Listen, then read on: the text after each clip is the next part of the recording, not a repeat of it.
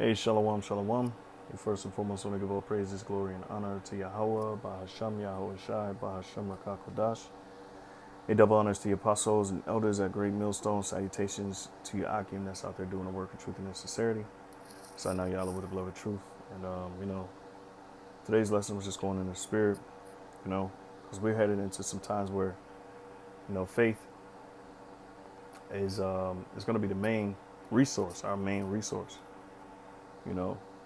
Scriptures talk about the just shall live by faith, you know, and that's our main prize, man. You know, we're in this thing because we know we're gonna get rewarded, you know. All right, like I said, this is in the spirit. So as I quote scriptures, I'm gonna go and get them.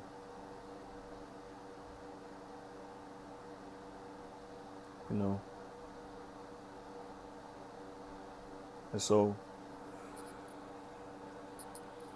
Habakkuk chapter 2 verses 4. Behold, his soul which is lifted up is not upright in him, but the just shall live by his faith. All right.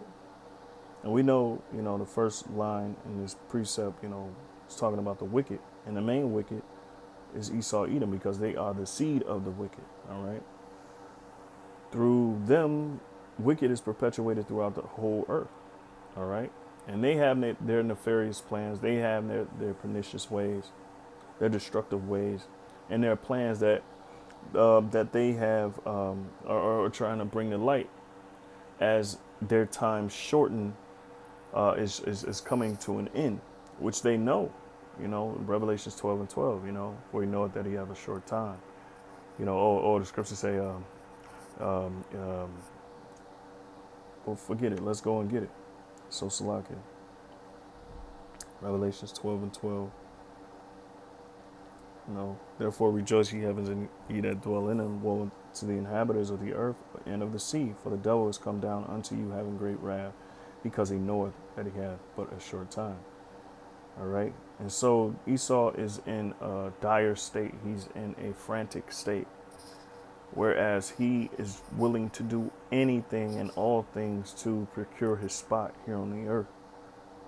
So back in Habakkuk 2 and 4, behold, his soul which is lifted up is not upright in him, but the just shall live by his faith. And that's the main point I want to grab from this precept, because we're living by faith. And the only thing that's going to, that we're going to be successful in is believing, man, scriptures that I'm thinking about right now, the true worshipers shall worship him in truth and in faith, because, we're going to worship him with the right manner of spirituality. The Lord, you can't understand or grasp the Most High with a carnal mindset, meaning basically following your own understanding. You have to seek out the Lord, and the scriptures talk about seek him while he may be found. And right now we're in a time where faith is flourishing, and the door is wide open, but at the same time, the Lord is drawing back. The Lord is drawing back. All right, let's go to Revelations chapter 3. Let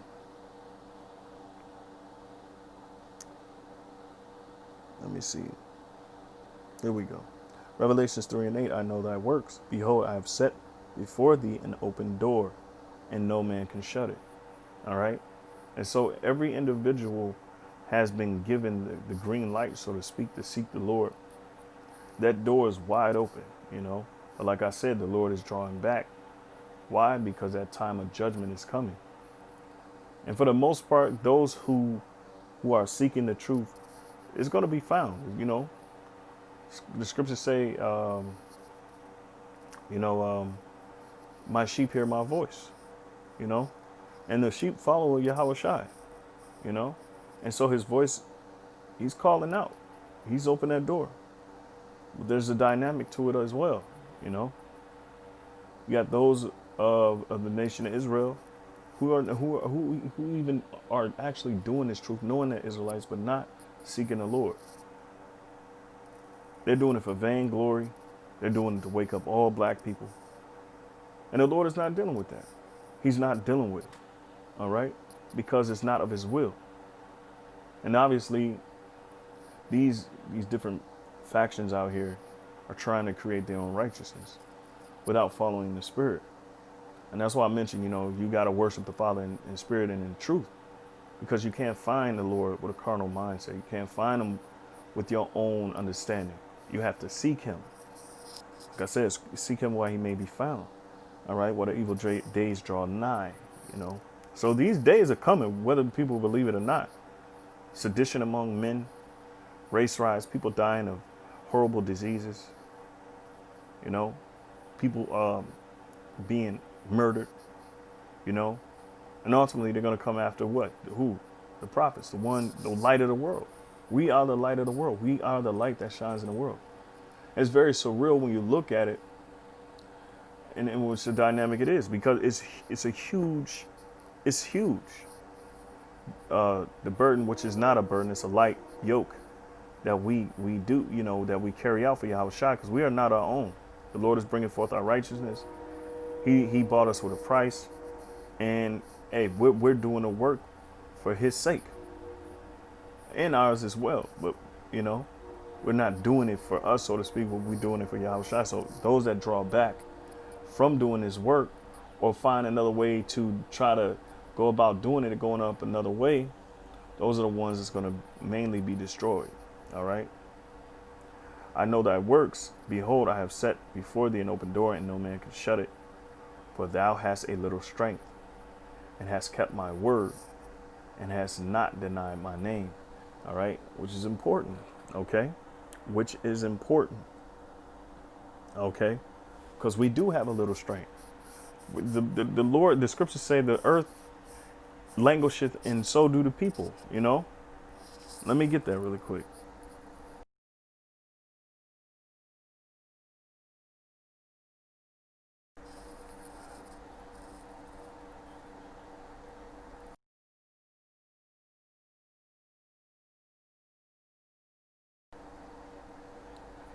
All right.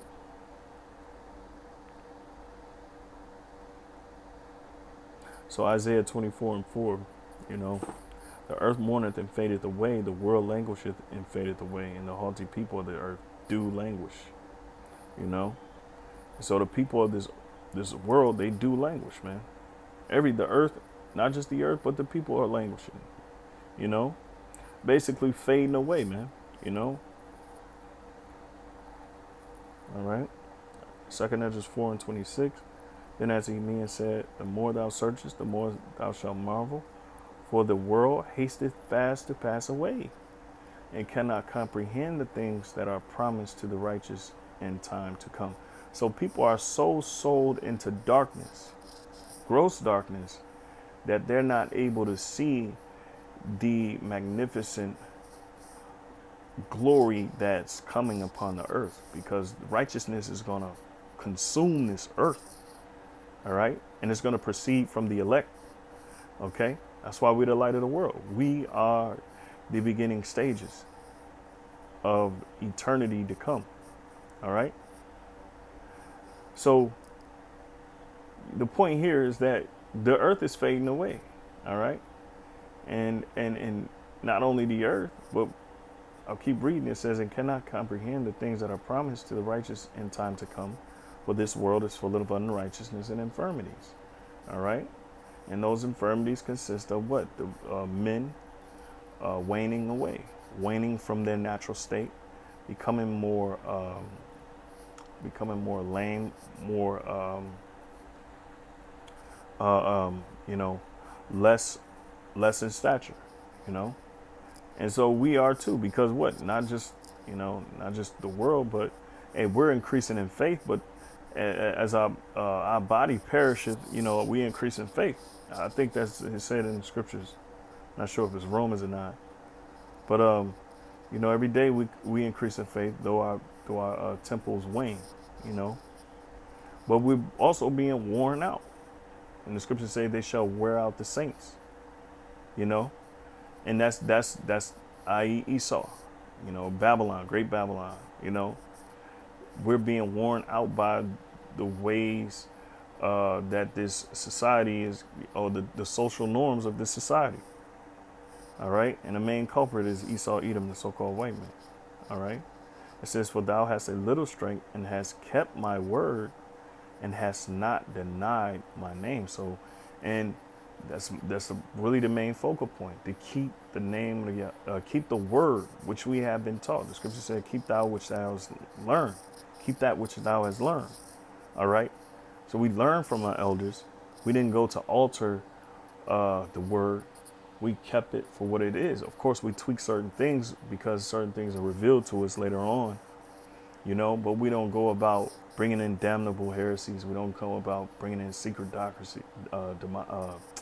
Salakia, doctrines, you know, for vanity's sake or self-preservation, you know, and you got guys out there that do it. Sadly, you know, sadly so, you know, and it says, for thou hast a little strength and hast kept my word and hast not denied my name.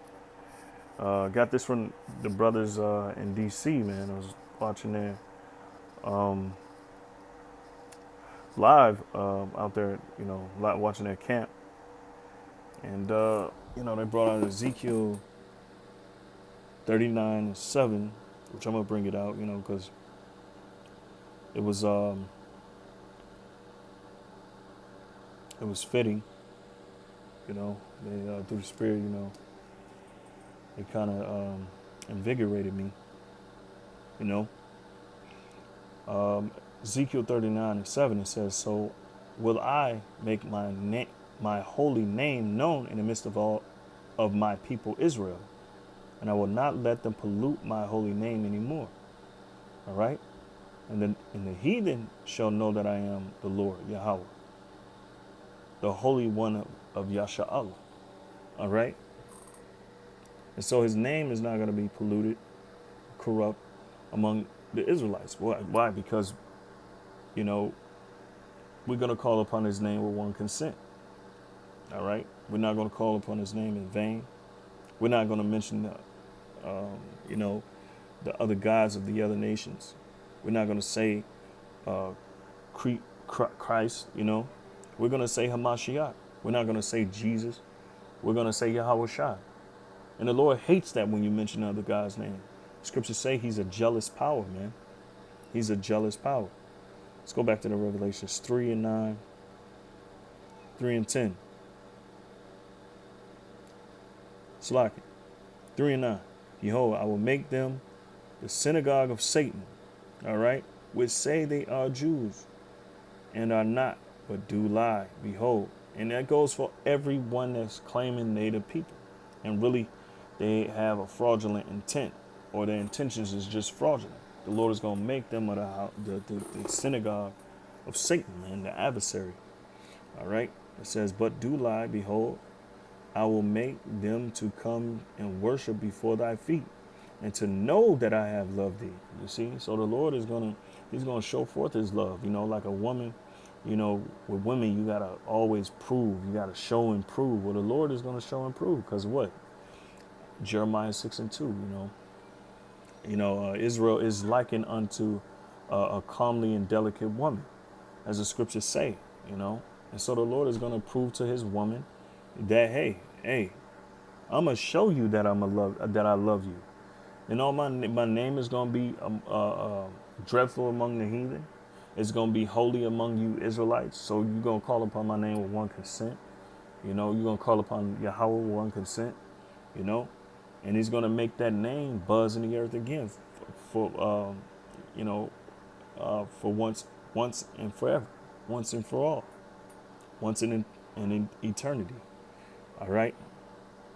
Nathan Iwalam Chaya. You know. So Salaki, it says, we go back. And that means give to me eternal life. You know. We just want to, we really want the eternal understanding. But Salaki says, So they're going to worship at our feet. And the Lord is going to prove to us, uh, we're going to know that he loves us, okay? It says, because thou hast kept the word of my patience, and that's what this is about. This faith is about this belief.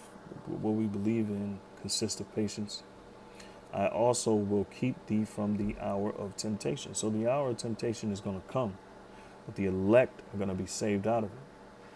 And so much for everybody else, because it's not going to bode too well, because these people are either in this Babylonian mindset where they believe wholeheartedly that the Western civilization is the right way to go, with all the perks within the society, which is, the mark of the beast, which is the RFID chip, and also the image, worshiping the image of the beast, which is the way of life,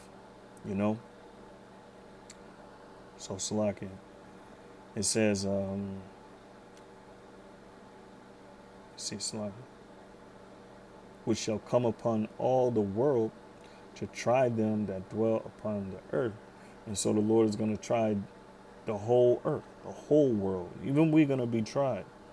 The Lord said he was going to keep us from the hour of temptation. And when the time of Jacob's trouble comes, he said, the scriptures say he shall be saved out of it. All right. And I just have to say, reiterate points, because Jake would always talk about Jacob's trouble, but they always forget about talking about explaining how the elect are going to be saved, because that's the main thing. The Lord, these things are coming, but the elect are going to be saved. And which I'm going to give Isaiah 59:17, because we're supposed to put on that helmet of salvation. We're supposed to be always thinking about the salvation. That nullifies everything else. The bad things that we go through, the evil things that we're that set against us, says, behold, I come quickly. Hold that fast which thou hast, and no man take thy crown, because there's influences and seducing going on by Esau, even by these false prophets, man. So let's continue. It says, all right, because the Lord only been gone for 2,000 years, but in his time it's only been 2 days. All right, and when he coming. There ain't no stopping him. When he comes, he's here, and he's gonna take care of business. And there ain't gonna be no pep talk. There ain't gonna be no hesitation. There ain't gonna be no wait. Let me get a last minute, to wake up whoever need to be woken, to wake up black people or whatever the case may be. It ain't gonna be none of that. It's gonna be straight business. All right. It says, him that overcometh will I make a pillar in the temple of the Most High, Yahweh, and he shall go no more out, and I will write upon him the name of my power, the name of the city of my power, Yahweh, which is New Jerusalem, Yerushalayim. All right. It says city of peace. All right. Yerushalayim. Okay. Which cometh down out of heaven from the Most High, and I will write upon him my new name, meaning kainos, for the word new, which means refreshed. All right. Not an actual new name, like a completely new name. No, it's going to be refreshed in the earth. All right. So people are going to remember it. All right. All right. So what does it mean by, and he shall go no more out, and I will write upon him the name of my power? Well, Jeremiah 31 to 34, I believe, explains how the Lord is going to write, his law in our inward parts. Okay. And we're going to know it perfectly without going off. Okay. Completely fulfilling the new covenant, which we're under. Okay. And Yahushua was the start of the new covenant. Him dying and being risen was the start of that new covenant. Okay. So let me get a few more precepts, maybe just one more. Isaiah 59:17. All right. And it reads, says, it says, um, for he put on righteousness as a breastplate and an helmet of salvation upon his head. And he put on the garments of vengeance for clothing and was clad with zeal as a cloak. All right. And what comes to mind when I'm reading this, because a precept that says, what conversation shall we be in? What manner of conversation shall we be in? Holy, righteous conversation. But to add to it, our mindset is supposed to be all holy, righteous conversation. So we're supposed to be fervent in the spirit. We're supposed to have, righteousness as our confidence, a breastplate. All right, the brother GMS Custos was breaking that down in his their live stream, last week, I believe, and he was just explaining the breastplate is your confidence, and he spoke along the lines, people using the proverb not parable, but the proverb of having your chest poked out, meaning that you're confident. All right. And so righteousness is supposed to be our confidence, and we have to think upon that. We have to literally sit down and think and meditate on righteousness and setting that as our confidence, because people put their confidence in everything else. They put their confidence in materialism. They put their confidence in money. They put their confidence in vainglory. And the Lord's men is not doing that. Yahweh Shai didn't do it, So it says, an helmet of salvation upon his head. All right, so we're all supposed to be thinking about salvation, So Salaki, it says, and he put on the garments of vengeance for clothing. So we're supposed to be thinking upon vengeance, all right, and was clad with zeal as a cloak, all right, and we're supposed to have that zeal, all right, as a cloak, man. Okay. Let me see. Here we go. Verse 18. According to their deeds, accordingly, he will repay. So the Lord is going to repay. Fury to his adversaries, recompense to his enemies. To the islands, he will repay recompense. So nobody's going to be left out, man. Everybody's going to get their share, their shared portion, all right, of judgment. Okay. Verse 19, so shall they fear the name of the Lord from the west, and his glory from the rising of the sun. When the enemy shall come in like a flood, the Spirit of the Lord shall lift up a standard against them. And it goes back to that dynamic. What is that? I was reading where it says the just shall, Habakkuk 2:4, where it says, though his soul is lifted up in him, it is not upright in him, something to that effect, and the just shall live by faith. All right. And that's pretty much, is a precept, could be a precept, just a reference point, because Esau is going to come in with that sword. He's going to come in like an overflowing scourge. And when he comes in, the Lord is going to lift up a standard. All right. What? He's going to give his men spiritual powers. All right. And he's going to have the angels helping the men of the Lord out. All right. To overcome this overflowing scourge. All right. But what? It starts with faith. With us, it starts with faith. Okay. And the Redeemer shall come to Zion. And in Zion, to Zion, the city of David. The city of David was pretty much the epicenter of Jerusalem. It was set in the most ancient part of Jerusalem. It sat on a hill. It was divided by a valley from Jerusalem, but it was still within the walls of Jerusalem. All right, so we know Jerusalem is one of the main hubs, but Zion was that epicenter, so to speak. You know, Zion is that place of antiquity. Okay, the city of David. All right, he brought the Ark of the Covenant into Zion. He danced, he rejoiced. Of course, his wife Milcah, I think that's her name.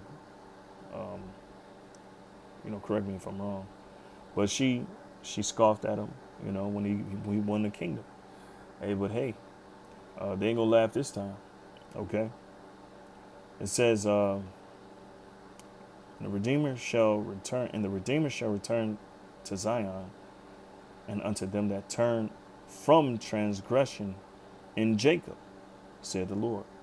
All right. And as for me, this is my covenant with them, said the Lord Yahweh, my spirit that is upon thee, and my words which I have put in thy mouth shall not depart out of thy mouth, nor out of the mouth of thy seed, nor out of the mouth of thy seed's seed, said the Lord Yahweh, from henceforth and forever. All right. And that's beautiful. Okay. Because the Lord is going to restore us as he did in the days of old. Right. And he's going to give us that glory once and for all, once and forever, once and for eternity. All right. Another point I wanted to bring out. Dang.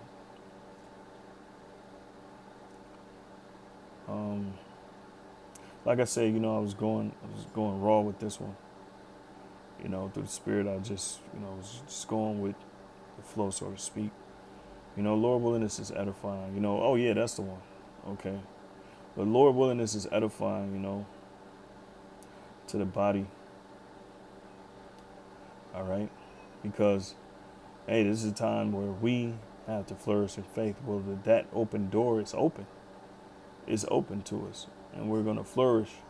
If we have our mind on the right thing, we have to have our mind on salvation, because that's ultimately at the end of all of this talking and all of this that we're going through and all of it we see and everything, we are the main thing is salvation, because that's the end all be all.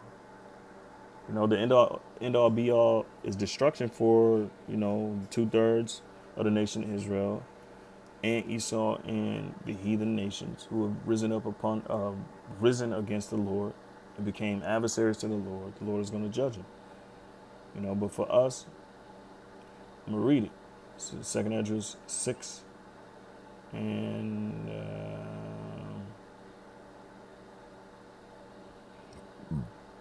Salakia. I'll just hit the point. All right. As for faith, it shall flourish. Corruption shall be overcome. All right. By whom? Not everybody's going to, overcome corruption, but the elect are going to overcome. Yahweh Shai overcame. We're going to overcome likewise, Lord willing. Yahweh Ratazah. All right. And the truth, which hath been so long without fruit, shall be declared. All right. Now, you still have people scoffing. You still have people saying we're full of shit. Okay. But the time is going to come where they're going to bow down at our feet because they were wrong. And the Lord is going to put that spirit, that vibration out there. And we're going to be the ones that he glorifies. We're going to be the ones that's respected.